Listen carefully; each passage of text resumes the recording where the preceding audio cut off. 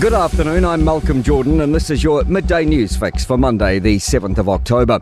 Vast uncertainties about the sudden sinking of the HMNZS Manawanui over why and what's next. The $100 million naval vessel hit a reef, caught fire, then sank 1 nautical mile off Samoa's southern coast. All 75 on board were rescued. A court of inquiry's been launched and a salvage is beginning, with fears of the potential environmental impact from the large quantities of oil on the vessel.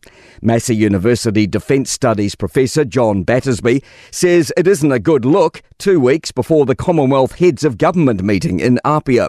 But he says we should keep things in perspective. This is the first time we've lost a naval vessel since World War II. Much bigger navies with much bigger vessels have lost ships.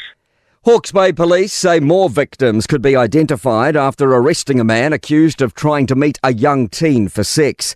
A 46-year-old faces charges of indecent communication with an under 16-year-old and travelling to meet a young person after sexual grooming. Jordan Dunn has more. The man was arrested on Friday and will appear in Hastings District Court today. Detective Sergeant Alex McDonald says the investigation is ongoing. He is urging people to come forward if they have concerns about potential criminal behaviour targeting children.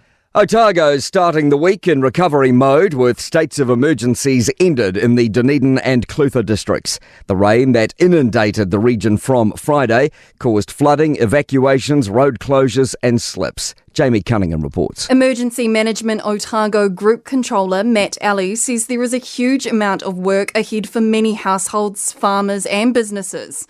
He says agencies are continuing to meet regularly to ensure the right support is provided for those with ongoing impact from flooding.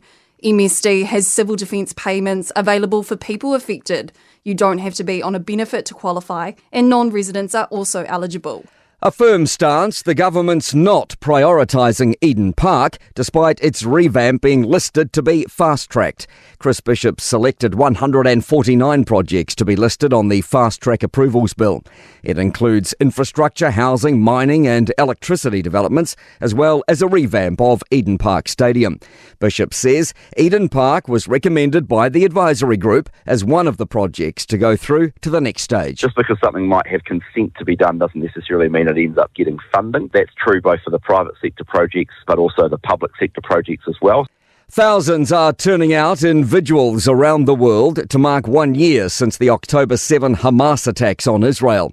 The BBC's Lise Doucette says Israel claims to still be trying to forge peace. They blame Hamas for the deadlock. Hamas blames Israel. And here in Israel, many Israelis are saying it is time to end the war in Gaza, to bring the hostages home, to make that a priority. To sport, England have beaten the Black Ferns 49-31 in their WXV1 test in Canada.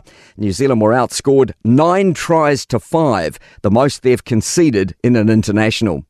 Golfer Ryan Fox has finished tied for 11th at the latest US PGA tournament in Mississippi.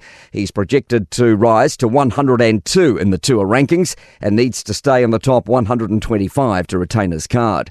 And a sprint finish has decided the latest super triathlon men's race in Toulouse. Hayden Wilds come third behind Vasco Valasa and Tim Hellwig. I'm Malcolm Jordan. That's your latest news fix. We'll be back with the next update at 5 p.m. from the Newstalk ZB newsroom.